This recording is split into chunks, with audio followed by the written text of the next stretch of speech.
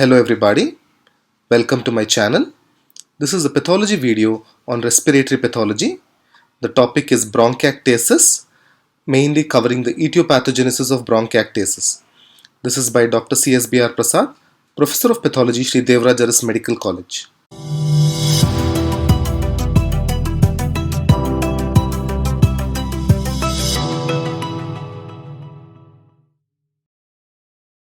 Hello students, today we are going to deal with bronchiectasis. Notice the presence of this device on the arm of this baby. So this is a device to collect sweat and which will be analyzed for sodium and chloride. So in some of the conditions the levels of sodium and chloride in the sweat goes up and which may be associated with bronchiectasis. What is the disease? We will be seeing in the later slides. So this is the X-ray of a baby showing the apex of the heart towards the right side and the liver towards the left side. So this is a dextrocardia with situs inversus. So by definition, bronchiectasis is a chronic necrotizing infection of the bronchi and bronchioles leading to abnormal and permanent dilatation of these airways. If you recollect, there is one more condition which is associated with permanent dilatation, which is irreversible, involving the respiratory tract, that is the emphysema. So there it is respiratory bronchiole, alveolar duct and alveoli which are involved in this permanent irreversible dilatation. In bronchiectasis, it is the bronchi and bronchioles which are involved in this dilatation process. And prevalence is 1.5 per 1000 population, and there is a trend in towards, there is a decreasing trend of this bronchiectasis because of effective and varieties of antibiotics that are available.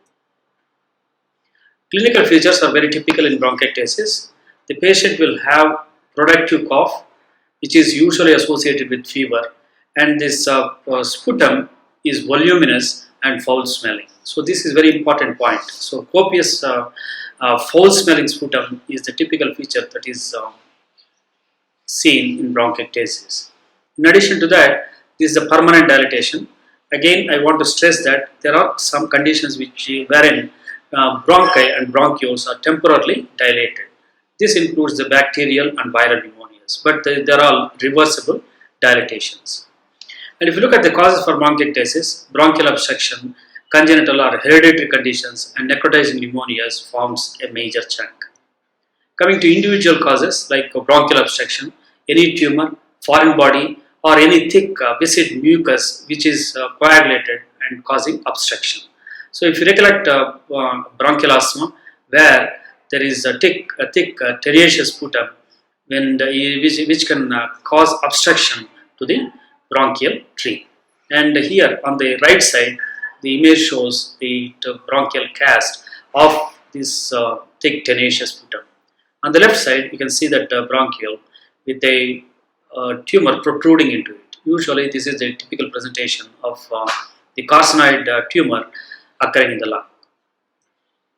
So this X-ray shows on the right lung field there is a radio-opaque shadow in the lower lobe, and this is a foreign body that may cause obstruction and in the course of time bronchiectasis.